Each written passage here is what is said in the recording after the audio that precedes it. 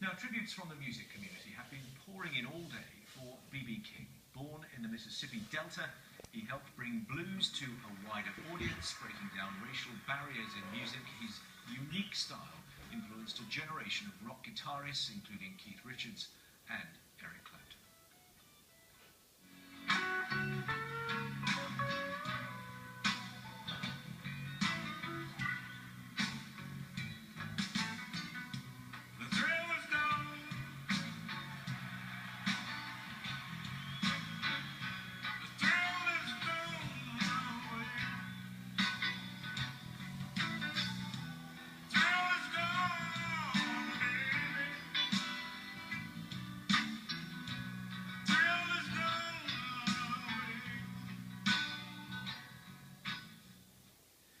Well, joining me now from Reading, Martin Turner, who was bass guitarist in the seminal rock band Wishbone Ash. Martin, good evening on a sad occasion. I believe you played alongside B.B. King, is that right?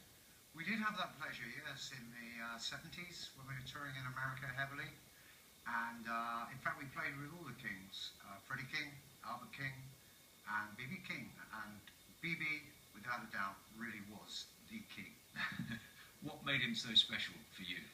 He had a unique vocal style, beautiful voice, and in between, after he'd sing a line and then afterwards almost echo it with the blues guitar.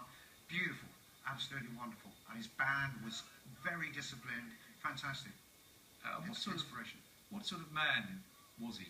I would say he was a gentleman, hard-working, big man, you know, lovely smile, a great guy, really.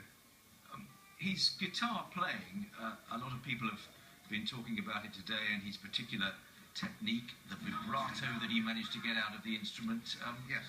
What made him do that, where others clearly would strive to do it and perhaps wouldn't do it as well? Well, there's the background, you know, the hardship and poverty in the southern states. And strangely, I think that had a resonation with my generation, the post-war situated kids who grew up in a depressing, bleak era.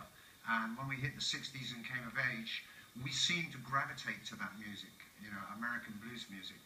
And it had a huge influence in this country, you know, with Alexis Korner, Long John Baldry, and all the guitar players, the Stones, Hendrix, I nearly said, Jeff Beck, Eric Clapton especially, but maybe more than any, I think Peter Green in the early days of Fleetwood Mac was very influenced by B.B. King.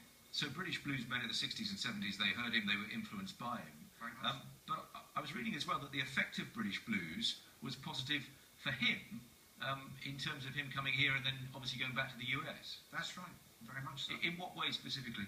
I think because it was on their back doorstep over there in the States, they didn't seem to be quite so impressed by it as we were. We were thirsty. I mean, you've got to remember there was no internet in those days. If you wanted to get hold of records, you had to find them, you know. And it was a fantastic blossoming in that period. You know, the 60s, everything was exploding. And the blues very much a part of that. Also, I suppose, because he came across here, clearly went down fantastically well here, and back in the States had been performing predominantly to black audiences at that point. That's right. He goes back, and his appeal is much broader. Yes, for sure. For sure.